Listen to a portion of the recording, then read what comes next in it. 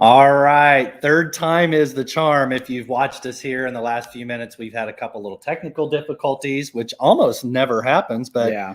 I think we're good to go. I'm Bobby Shanks, your host of Kitchen Talk, a weekly little podcast show where we talk about life, culture, all things local, and we throw in a little real estate on the side. And with me today, Ian, how are you guys doing? And real quick, normally there's a female sitting in my Right. spot, so let's give an update on Donna. So Donna got the COVID. She's doing better. That's good. She'll be back Yeah. next week. Actually, she's pretty much back in the saddle today. She had another, she's actually at the State of Missouri Realtor Convention downtown today. Mm-hmm. So glad to have you on here, our show's producer, as well as all the marketing for my clients, for my book, and pretty much all things that represent Shanks Realty Group and myself. So thank you. And for those of you who know Donna, go and comment on our Facebook page. Yeah, go to Donna's page and give her some words of affirmation. I'm sure that she will appreciate it for sure. Okay, let's talk about electric cars. Are you for them, against them? All right, so here's the deal. I like electric cars. Mhm. You know, Tesla's Jeep now has the E edition. Mm-hmm. A lot of manufacturers are coming out with E editions. They're either full electric or hybrid. So here's my opinion. And I'm not qualified to have a great opinion on this, but here's just my thought. Yeah. We were talking about this earlier, and I agree with it already. Okay.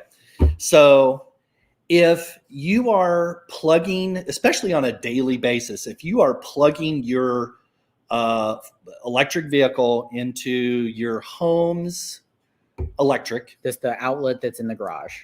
Yeah. whatever. Yeah. Well, where does that electricity come from? Fossil fuels. Fossil fuels. Mm-hmm. Quite specifically, nuclear power plants in the state of Missouri, as well as coal burning plants.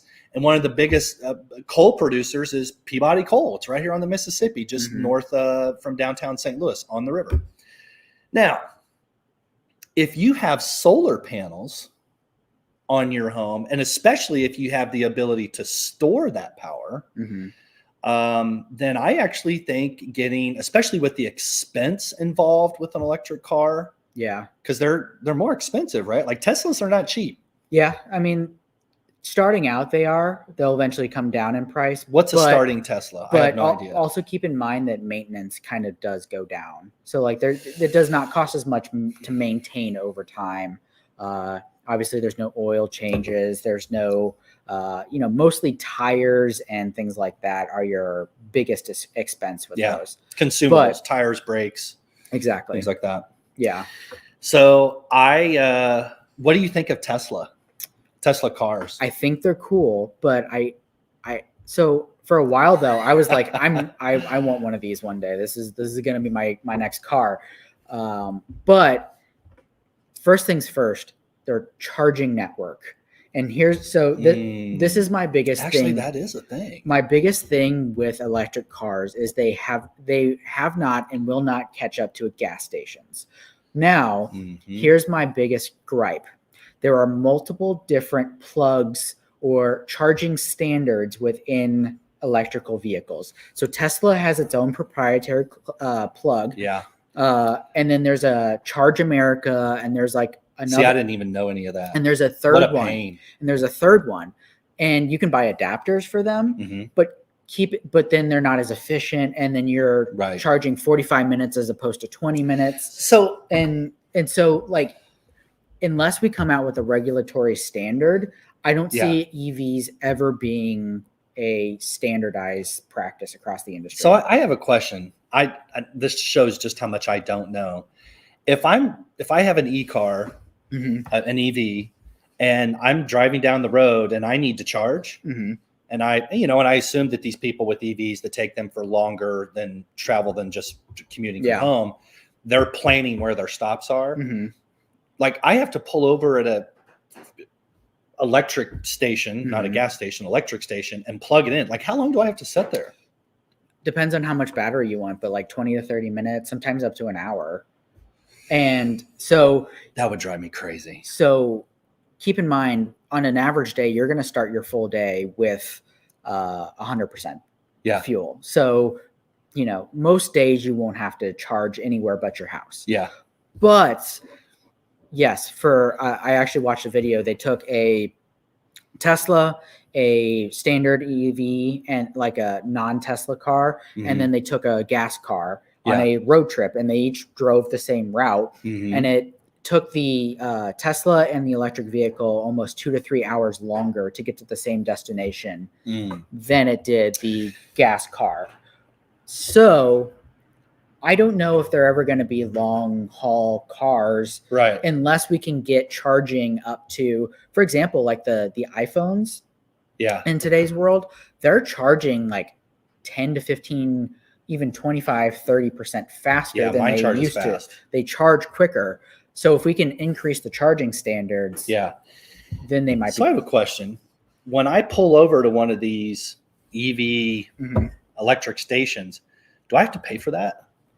Yes, but a lot of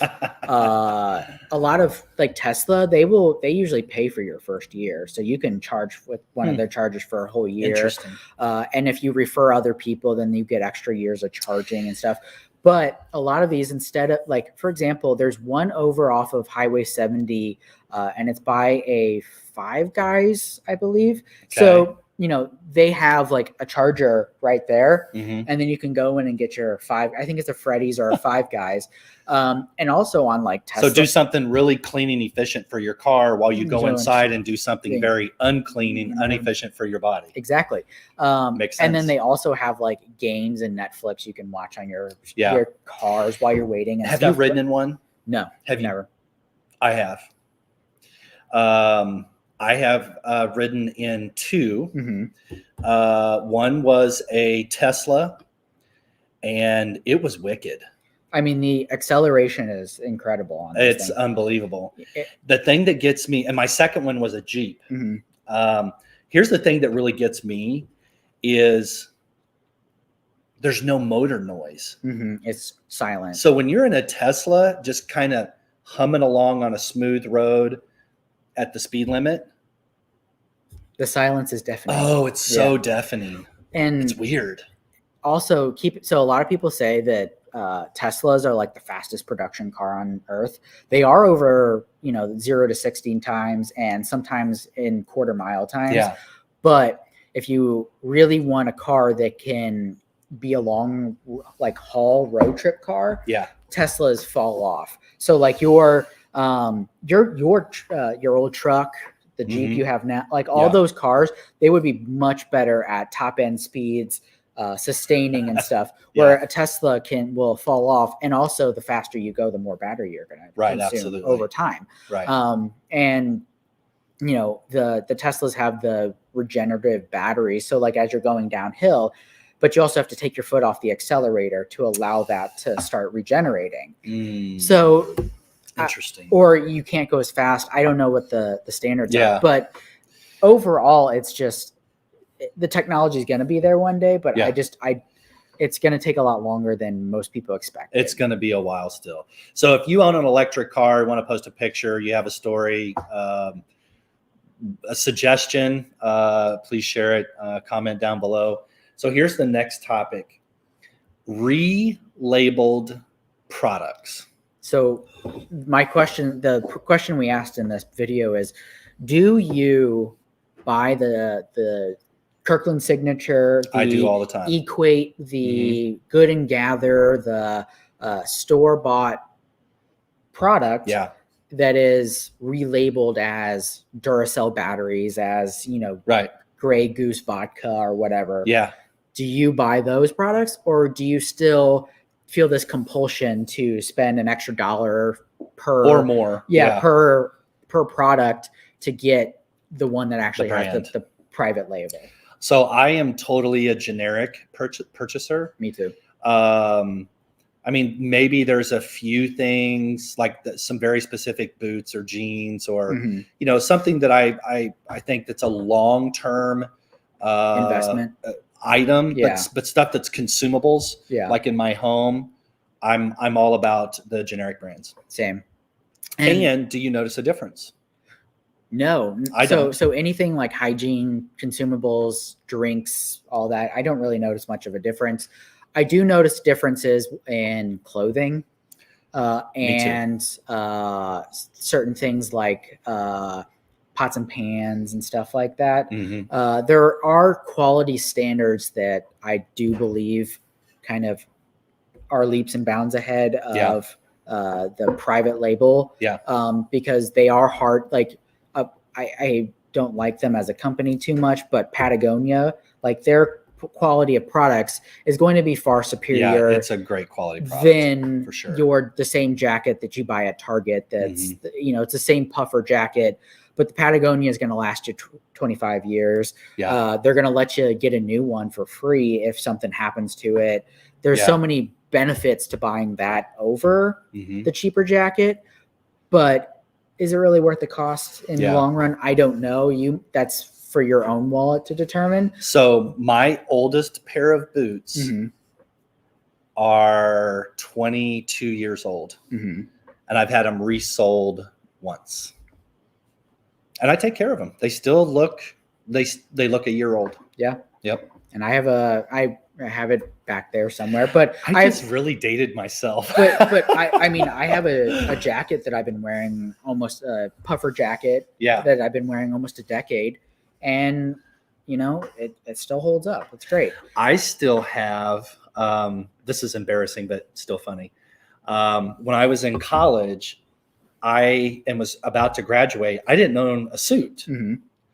I went to Dillard's in Kansas City, and I want to say it was like $135 for a rack suit that probably only an old man would have bought. But it was a quality suit. It was on clearance. It obviously had been there a long time because nobody wanted it. Yeah. It was in my budget. I still wear that jacket. Interesting. 1999. Are you a thrift store type of person? Oh yeah. Oh, I love thrift. Not so much for clothes because it's hard for me to buy clothes anyways, but furniture, decor, like stuff for my house, repurposed stuff. Yeah, absolutely. Yeah. I'm just a Christmas shopping. I'm a weird person when it comes to thrifting. Like I can't thrift clothes or anything like that, but I love repurposing stuff. And me too.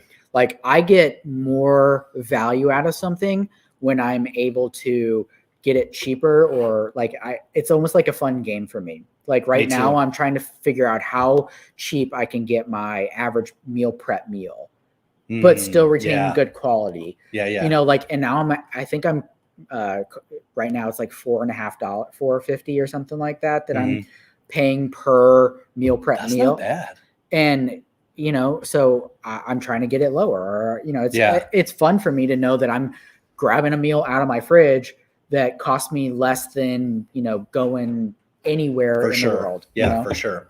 So that's kind of fun for me. So next topic here, this is that time of year when we get asked, when is the best time to list my home, make my home, get it ready for sale? And I get asked this question every year. It's always right about this time.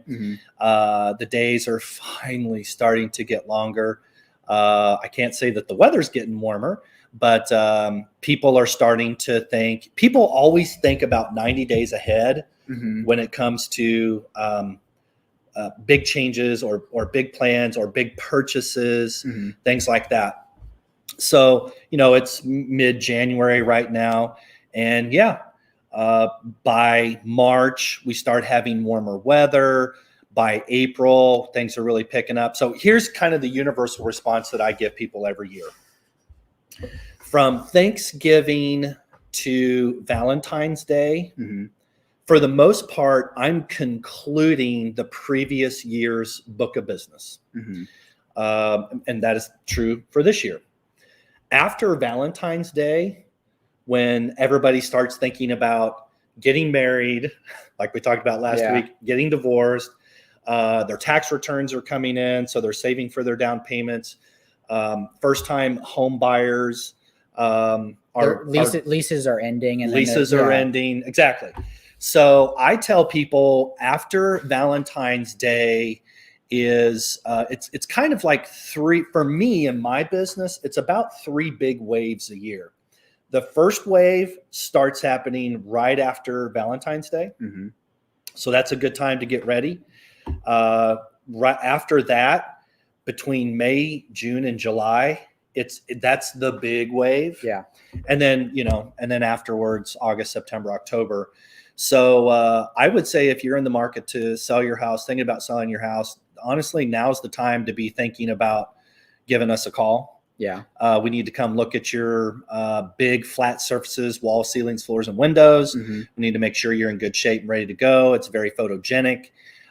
We need to talk about your landscaping because the best time to sort of redo landscaping is actually when everything's dead. So it's a good time to start thinking about that. People are always curious about pricing. Yeah. So if their house, let's just use some round numbers here. If their house is worth 200 Yep. in the spring of the previous year, they want to know, is my house worth that or more now? Mm-hmm. And there's some secrets to how to do that. In fact, I will say it's so secret, I'm not even going to talk about it on camera. So I do have a question. So what if I have 2 homes. So I have one that I live in, Mm-hmm. one's just my secondary property. And I'm thinking about offloading it. I don't really want to live there anymore. Mm-hmm. Is it still a good time for me to offload that property if I'm not going to be buying an additional home in its place? Yeah. In fact, the best time to offload those properties is in the 4th quarter. Okay. Because people are looking to get that off their balance sheet. Because a lot of the time, people that own second homes, Airbnbs, just their second family vacation home, Mm-hmm. rentals, whatever, they want that intentionally off their books Mm-hmm. by year end. Now, there's a lot that goes into that, but that's one philosophy. Now, the other thing is, as it applies to this market specifically, there is this perception, and it's not wrong, Mm-hmm. that if the market ended with my home value, my secondary home value being 300 in October, November of last year, and if the market tends to be behaving or even flat or trending upwards coming spring, a lot of homeowners will intentionally overprice their home, Mm-hmm. let's say after Valentine's Day, because they feel like they've got time to do some price adjustment if they need to. It's not a bad philosophy. I've seen it work a lot. But again, it's very situational, geographically specific, location.